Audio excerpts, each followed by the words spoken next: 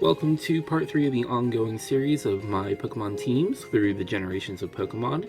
In this video, I'm going to be talking about the advanced generation of Pokemon Sapphire version, which was on the Game Boy Advance. And this was kind of this generation was kind of new, like they did a lot of new things. They gave Pokemon natures, which determined how they were going to grow, and they gave them abilities, which would kind of trigger out in and outside of battle depending on what the ability was.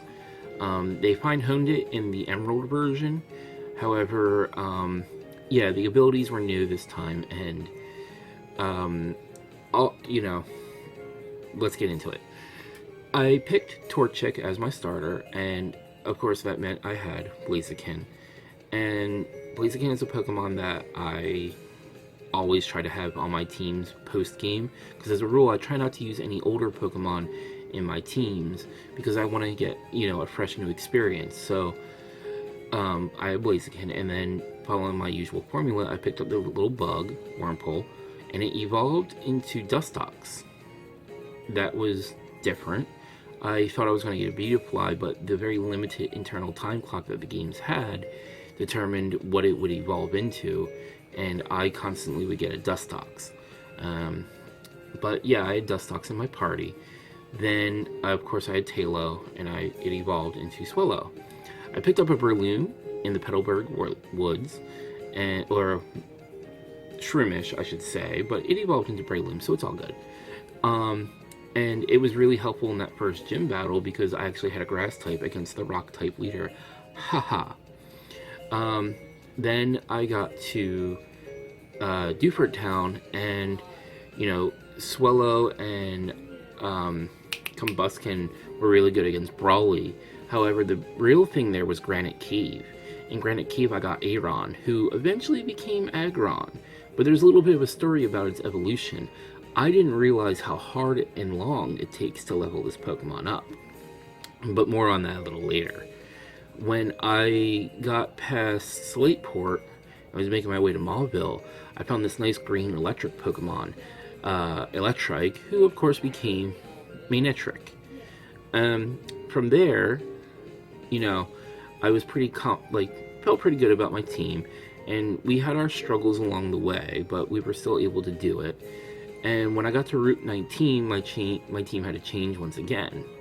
I had already probably removed Dustox by this point. I think I was just not feeling it. But yeah, I also took Swellow and Breloom out of the team to use Tropius, because Tropius was a Pokemon that I really wanted to use. It was grass flying, so it filled in both those slots. It was really bulky, and it was strong. I think Tropius is a little bit of an underestimated Pokemon, but it's really good, and with its Chlorophyll ability in sunny day situations, and with Solar Beam, it's actually a really strong Pokemon. But more on that a little later. When I had to go and do the storyline, I of course added Kyogre to my party, and when I went to fight the Elite Four, I had to change my party once again, and my Elite Four party became Blaziken, of course, Swellow, Lyron, you heard me, Lyron, Manectric, Tropius, and Kyogre. That was my team. Now, okay, I know you're seeing Aggron on the screen, but I just didn't feel like using too many images because my software editing thing, my video editing thing kind of spazzes out if I use too much. Yeah. So the battle against Steven Stone went like this. The final battle was Lyron versus Cradilly. Lyron was at level 38, right? I didn't do much grinding before the Elite Four, and only Steven presented any obstacle for me because the rest of my team was pretty solid. Well, as it happened, I had to outlast Confuse Ray. I had to outlast whatever other moves it had. Basically, I had to wait until it could only use its Sludge Bomb. And Lyron being a Steel type, steel moves were going to hit Cradilly pretty hard. Yeah, it went on for so long, and I only really won because I had type advantage. But those Iron Tails, needing to hit, that's where the problems were. But then again, Metal Claw was hitting too. So, if not for the attack increases that Metal Claw was giving, that battle would have been a lot harder. In fact, all my other Pokemon were fainted. I only was switching things in to get rid of confusion, but then they were getting hit with sludge bombs or confuse rays, and then it was bad. Now, there was a tower I couldn't go to that I now could go to, and I was wondering what was at the top of this tower. Even though I'd seen all the Pokemon, I didn't know what was where, and I got the legendary Rayquaza. Yes. Rayquaza, which in Pokemon Colosseum, I decided to start calling the roller coaster of death. Because when it would use Dragon Claw, it would just maneuver through the air and like smash into things. Now, obviously, I wanted to try out the starters, Sceptile and Swampert, and I liked them. Sceptile had that really cool Leaf Blade move. Leaf Blade was pretty fun to use. Through breeding, it can learn Dragon Breath, which I actually liked because with Dragon Breath, you get a chance of paralysis, and I was going for that. And I mostly just taught my Pokemon moves to have fun with, but I was a little more willing to teach Pokemon moves that they didn't learn. And I think at this time, only Sceptile learned Leaf Blade. It seemed to be a signature move of his for a time, as was Blaziken with Blaze Kick and Swampert with Muddy Water, but I could be wrong. But Swampert was a good Pokemon to use too. It was such a beast. There was so much I could do with it. It became my default water Pokemon when I wasn't using Kyogre. I went back and used a Poochyena and then evolved into Mightyena, and of course that Intimidate ability I really liked. I've been hit with Gyarados doing it so many times. You may not think so, but I actually liked using Ludicolo. I used it for the beauty contest, believe it or not, and it actually won through Master Rank. I wasn't being sarcastic or nothing. That was a Pokemon that I had that had the right nature to get through the beauty contest, and it did. Shiftry, I also, when I was able to trade with my Ruby version, Shiftry I enjoyed using. I liked its ninja and its very Japanese look to it. I wasn't thrilled with the moves that it learned, though.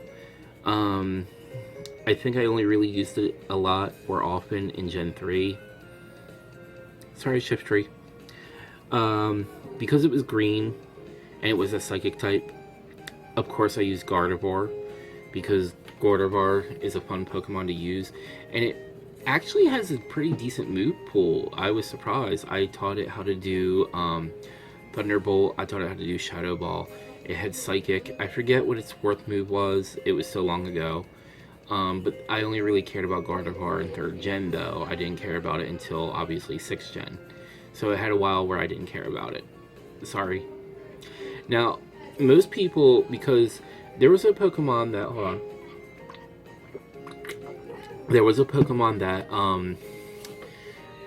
was kind of what I felt was Pokemon's answer to the Yu-Gi-Oh! Card Goblin Attack Force. Slaking. But I didn't use Slaking. I used Vigoroth. I liked Vigoroth better. Vigoroth had that Vital Spirit ability, so it couldn't be put to sleep. And it was really strong, too. And I would use it, like, I would have it use Slash, Yawn, and Focus Punch. Yeah. I think it had one more move. I can't remember. It might have been, like, Body Slam or Fury Swipes. Like I said, I really can't remember. But yeah, I preferred using Vigoroth over Slaking just for that Vital Spirit ability. Then I tried out using Torkoal. I like using Torkoal because it's a turtle, and I like turtles, and I had Blaziken with me, so I didn't always really need another fire type because my starter rarely leaves my party. But Torkoal was a really fun Pokemon that I like to go back to and just give Blaziken a break. Same thing with Camerupt. Camerupt was really fun to use. Then for the Battle Tower, I was using a Cacturn. Yeah, because I would have it use Ingrain. I had it holding Leftovers. It would use Toxic, and then it had Needle Arm. Oh, and Leech Seed as well. So that setup would do really, really good for me up until I would have the face of Milotic. Milotic would use Rest constantly, and Needle Arm would only last so long, and the Milotic would just kill my whole team. Like, I could never get past it, so I could never get that 50 perfect wins, so that this way I could get my trainer card updated. Then I picked out Crawdaunt. It learned Crabhammer, and that was a move I liked. I do. And Crawdaunt was really cool to use. It was a water dark type, and I don't know, I really like using like the crab Pokemon. It's just a thing for me, I guess. Then obviously, like, so Salamence and Metagross are the pseudo legendaries, right? Now, only in Gen 3 do I really like use Salamence frequently, but outside of like in later gens, I never visited, not even Mega Salamence. I don't know. Maybe it was just the novelty, because in Gen 3 we had dragons. We had dragons everywhere. Finally, dragon types galore. But I always like Metagross a little bit better. Just because it's so exotic looking, I guess. It's very alien. And it's so hard to raise, but it's so worth it. And I think because, well, I guess in later gens it's a physical attacker, but it had that really cool Meteor Mash move with Psychic and whatever other moves I taught it back then. Also, I picked up a Medicham. I saw it in the anime and it looked really cool. It has access to the elemental punches, and I really liked the idea of a psychic fighting type. It was kind of unusual. I did like it, and it was pretty fun to use. But I'll talk more about Medicham in the next installment, because Medicham was something that was a little bit different then. As I'm looking at the different Pokemon, Flygon was a Pokemon that I picked up and used. I liked it because it was a green dragon and it was dragon ground type. I just wish it had more to it, but I enjoyed using Flygon, especially in the Emerald version. In particular, I used Flygon in my main team, especially as my flyer. But I felt the need to talk more about it because, you know, even though it wasn't in my Sapphire version, it was still a Pokemon that I used during Gen 3 and quite heavily. Now, Pokemon Coliseum, things were a little bit different here. So I actually used Groudon because they really emphasized those double battles in Pokemon Coliseum. Pokemon Coliseum was more about double battles, so Groudon and Tropius were my go-to team until Fire Red and Leaf Green came out. Then it became Groudon and Moltres, because Moltres had that heat wave, which would benefit from the sunny day, and it's a fire type, so stab. And Moltres could also learn Solar Beam. Yeah, I don't care. I was spamming out my legendaries. So what? So Moltres, my Gen 1, was a Pokemon I didn't really use in Gen 1, but now in Gen 3, I'm looking at Moltres thinking, cool. I did use Rayquaza, as I stated, and yeah, my final team, though, for Gen 3, my final Gen 3 team, though, the team that I would work the most with and would use when I had to make some money off the Elite Four, or just make a secret base, that was the team I wanted to represent me in that secret base when I mix records with someone. It would be Blaziken, Mightyena, Rayquaza, Metagross, did I say Manectric? Uh-oh. Aggron. Yeah, I believe that was it. If not, I'll have to do some video editing. I had to look at my... no, I'm pretty sure that was it. I hope that was correct. I hope I didn't say Manectric twice. Either way, I'll edit in the video and you'll see a comment making a snarky remark. I should really write things down, but this is all for good fun, and it's not the end of the world if I'm incorrect. Now, the final Pokemon I'm going to talk about in this generation is a Pokemon that I've had with me since Gen 3, but it wasn't a Pokemon that I caught. A friend of mine I traded with to give them a Sapphire in exchange for a Zangoose. Now, Zangoose, the Zangoose that I got from them in Pokemon Sun and Moon, I looked at it through the judge. It's got a couple, more than a handful of flawless stats, or at least they're, you know, good enough that it's like, wow, this is a really strong Zangoose. It explains a lot of things. Oop. It explained a lot of things in terms of, you know, how successful I was with this Zangoose. But the Zangoose I didn't use in battle. No, Zangoose knew False Swipe, and I would use False Swipe, this Zangoose, to catch Pokemon from Gen 3, Gen 4, 5, 6, and now in 7. I keep it as my default catcher. I keep it on me in case I encounter a shiny, or if there's a Pokemon I need to go and catch. I tell my party I'm set, ready to go. If I need items, that's the only thing I'll need to pick up. Zangoose has been with me as my designated catcher, so if I catch a new Pokemon, it's probably with me. When I go to hunt legendaries like that I can't quite successfully get, because maybe they're a runner, or they're, you know, just something that's stationary, but you don't have to get it as part of the story, I take Zangoose with me. Zangoose False Swipes, and it can hang in there for that battle.